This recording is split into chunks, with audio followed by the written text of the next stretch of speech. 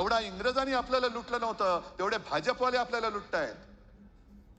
मोदींचं जे एक षडयंत्र आहे, एक तर संपूर्ण कारभार नाचून टाकलेला आहे. देश संपूर्णपणे अदानीच्या हातामध्ये द्यायचा. महापालिका पूर्णपणे भिकारी करून टाकायच्या.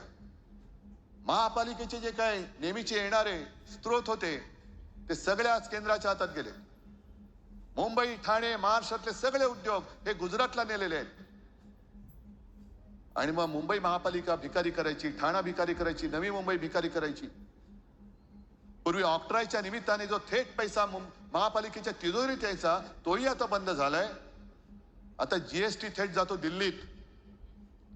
आणि मी मुख्यमंत्री होतो तेव्हा दर वेळेला चौकशी करायचो. किमान 20 ते 25 हजार कोटी रुपये हे दिल्लीतनं येणं बाकी असायचं. किमान 20 ते 25 हजार कोटी. मग प्रत्येक वेळेला आम्हाला त्यांना सांगावं लागायचं की अहो आमच्या हक्काचे पैसे आम्हाला द्या. मग ते पैसे तिकडनं आल्यानंतर महापालिकेला पैसे द्यायचे. मग महापालिका ही नागरिकांच्या सेवा सुविधांसाठी ते पैसे वापरणार. याचा अर्थ स्पष्ट आहे की महापालिकांच्या तिजोऱ्या खणून काढायच्या, खणून. पूर्वी छत्रपती शिवाजी महाराजांनी स्वराज्यासाठी सुरत लुटली होती. आता हे दोन सुरतवाले छत्रपतींचा महाराष्ट्र लुटतायत. जेवढा इंग्रजांनी आपल्याला लुटलं नव्हतं तेवढे भाजपवाले आपल्याला लुटतायत.